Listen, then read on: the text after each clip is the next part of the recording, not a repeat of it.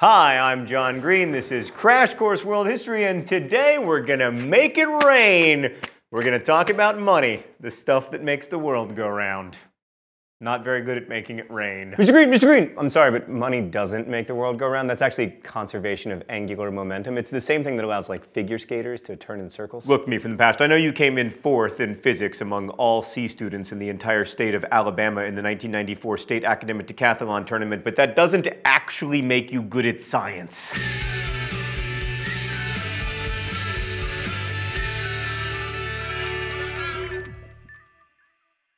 So here's what economics textbooks say about money. In general, it has 3 functions: medium of exchange, unit of account, and store of value. And its first function is by far the most important. Like, this is a quote from my actual physical high school econ textbook. In primitive economies, food might be traded for clothing, or help in building a house might be exchanged for help in clearing a field. But exchange today in all economies, market as well as command, takes place through the medium of money. A couple things about that quote. First off, primitive is a cringy word. Secondly, a market economy is like, basically all economies these days, and a command economy is what we called the Soviet Union's economy back in the 80s. Anyway, money is very important to history. Like our old friend Adam Smith thought that, quote, property, money, and markets not only existed before political institutions, but were the very foundation of human society. Yeah, he was pretty into economies, so he was probably a little biased toward money, but it is important. Smith also thought that before there was money, there was barter, but barter could be cumbersome. Like, if I make cheese and you make shoes and you're lactose intolerant, then barter breaks down because I need shoes, but you don't need cheese. Then I have to live like a hobbit. I get this very powerful ring. It's like really stressful. I end up having to go to Mordor. It's just very complicated. So Smith's idea is that rather than adapt to shoelessness, humans created a commodity that they would agree upon ahead of time could be used in exchange, and that commodity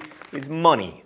Yes, these are all ones. Dan, I forgot to mention this, but you are buying lunch today. Now, we generally think of money as like coins or later bills, but the material of money is arbitrary. Smith wrote, "In all countries, however, men seem at last to have been determined by irresistible reasons to give the preference for this employment to metals above all other commodity."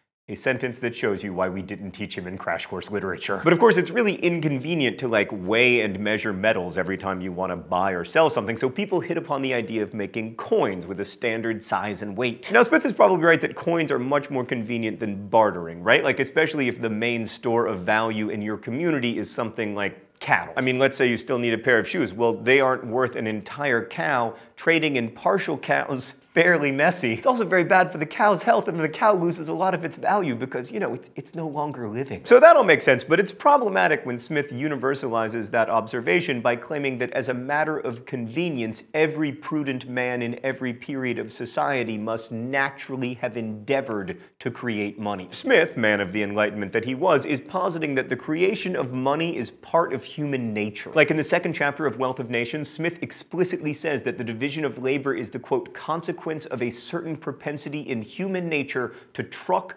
barter, and exchange one thing for another. But yeah, no, like what made sense for 18th century city and town dwellers like Adam Smith doesn't necessarily apply to like all human beings over the course of many millennia. And if you don't believe me, you can just ask anthropologists. They love to talk about this stuff. So here's the fascinating thing to me. When you look at places where the social order is not based on money, we find that people actually don't barter at all. So David Graeber's book, Debt, The First 5,000 Years, surveys the literature of anthropology and discovers that in societies without money, people don't actually barter, but they do find ways to exchange. He quotes an anthropologist named Caroline Humphrey, who concluded, "No example of a barter economy, pure and simple, has ever been described, let alone the emergence from it of money. All available ethnography suggests that there has never been such a thing." Now, that's not to say that barter doesn't exist or that it never has. I mean, I just traded Stan 2 copies of my book Paper Towns for the candy left in this piñata. Big money, no whammies. 2 things of sweet tarts.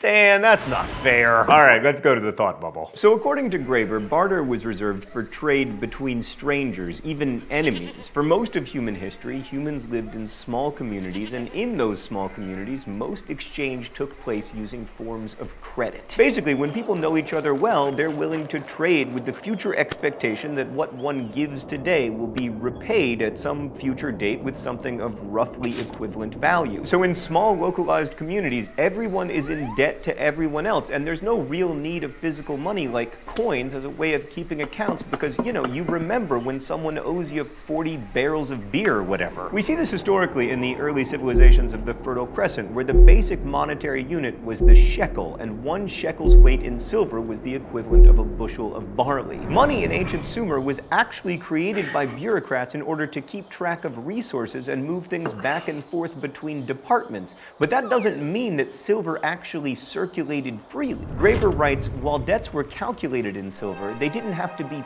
paid in silver. So while some people seem to think that money is naturally backed by precious metals, usually gold or silver, that doesn't seem to have been the case. It was enough to establish that something was worth a shekel or a fraction thereof, and then trade for something of equivalent value, wheat or whatever else, without actually having to have the shekels change hands. And this was especially helpful in economies where taxes and payments to workers were both in grain rather than money. Thanks, Thought Bubble. So first, Graeber blows our minds by telling us that Adam Smith was all wrong about money evolving from barter societies, but what about credit as the precursor to money? I mean, he's basically saying that credit cards aren't an advancement so much as they're a return to the glorious past, except instead of trust, there are like large faceless corporations with the power to sue you. So the essence of credit is debt, and at least according to Graeber, that's the glue that holds social orders together, at least if you consider debt at its heart to be about obligation. At least one of the things that binds us together as a community is the recognition that we owe our neighbors something and that they owe something to us in return. It's like keeping your lawn mowed so that you can keep your neighbor's property values high. It doesn't make sense to have a lawn. They're expensive and time-consuming, and you can't eat grass. But you take care of your lawn for the same reason your neighbors take care of theirs, out of a sense of mutual obligation. But money changes our understanding of those obligations, right? Because once we're able to put a price on our obligations, we can make them transferable, which wouldn't be possible without money. Like, for instance, it allows you to hire someone to mow your lawn for you. But Graeber argues that money, especially in the form of coinage, also made chattel slavery possible. So in West African social orders before the arrival of Europeans, money was used, but only for weddings, funerals, and other activities that like cemented human relationships,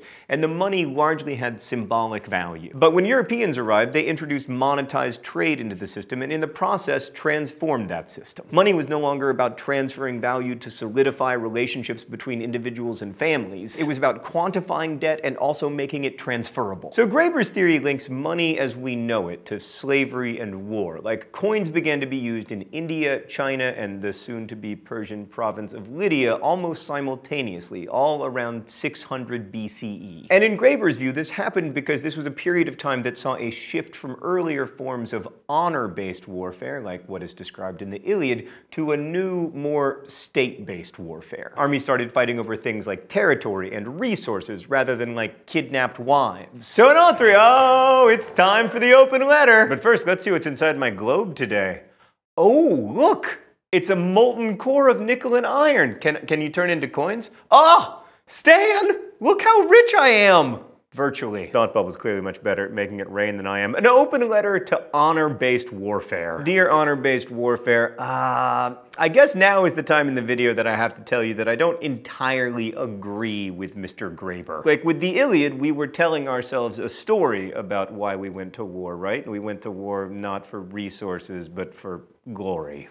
Honor. Now, I don't want to sound cynical and disbelieving, but we still tell ourselves those stories. These days, the president rarely goes on TV and says, you know why we're going to go to war? We need resources. No, we still say it's about honor and ideas and standing up for the defenseless and etc., which is all about as historically convincing as the Iliad. In short, honor-based warfare, I'm not entirely convinced that you know, exist.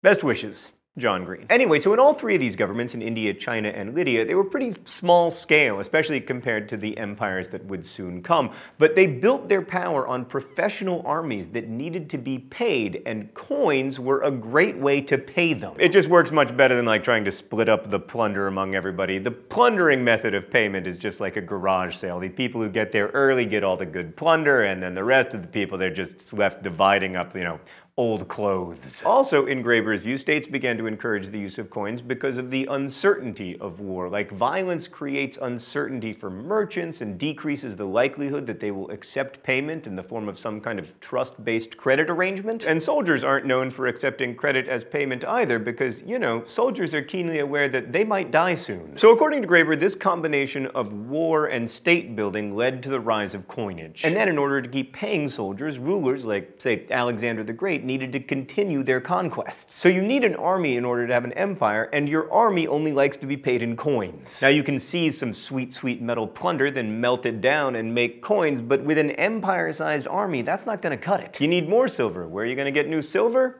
Mining. No, Stan, not miming. I said mining. Don't ever put mimes in Crash Course again. So now you need a steady supply of miners. Fortunately, you've conquered a bunch of people, so you have lots of prisoners of war.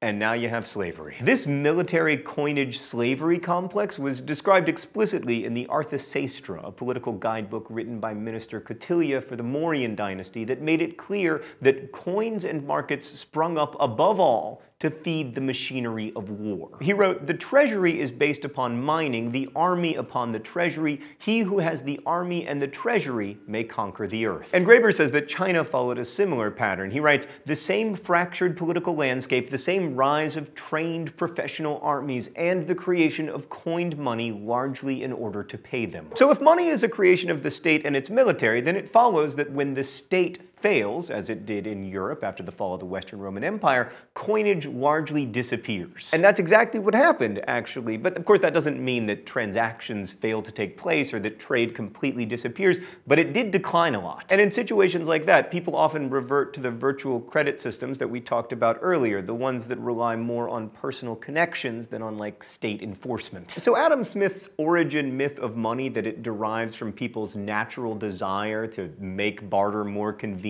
through the creation of a medium of exchange, really doesn't hold up to scrutiny. I mean, there are clearly examples of an alternate history where production and exchange work okay without actual coins or bills changing hands. It's kind of like today, actually. Money works as long as there is some form of trust and a way to make people meet their obligations. People used to feel obligated because failure to meet their obligations would hurt their standing in their small, localized communities, and now we meet our obligations because otherwise, like, people will take our houses or whatever. But while we have evidence that money, as we conceive of it today, isn't necessary for exchange, it is necessary, or at least very useful, for states. And I think states are probably good. Oh, maybe not. I'm not positive. I just like the internet so much. I don't think we would have the internet without states. So I want to be clear that I don't entirely buy Graeber's version of history. I might be wrong, of course, but I'm not convinced that coins necessarily lead to slavery. And I don't think that ancient slavery is really comparable to the chattel slavery that we saw in the Americas. But I do think that it's important to look at alternative points of view when it comes to history, even when you don't agree with them. It's helpful to understand that there is more than one well-argued point of view in the world. And I do think Graeber very effectively challenges the idea that human beings are like natural, rational, economic actors who wouldn't be possible without money. And in the face of overwhelming anthropological evidence, at least this much is true. Money is not the product of human nature. It's the product of human actions, like the formation of governments and markets. In short, and I know this will disappoint some of the economics majors out there, ultimately, I think my mom was right. We aren't made of money. Thanks for watching. I'll see you next week. Crash Course is made with the help of all of these nice people. I didn't want to do the credits without my globe, and it exists because of your support through Subbable.com. Subbable is a voluntary subscription service that allows you to support Crash Course directly. We want to thank all of our Subbable subscribers, and thanks to everyone for watching. As we say in my hometown, don't forget to be awesome.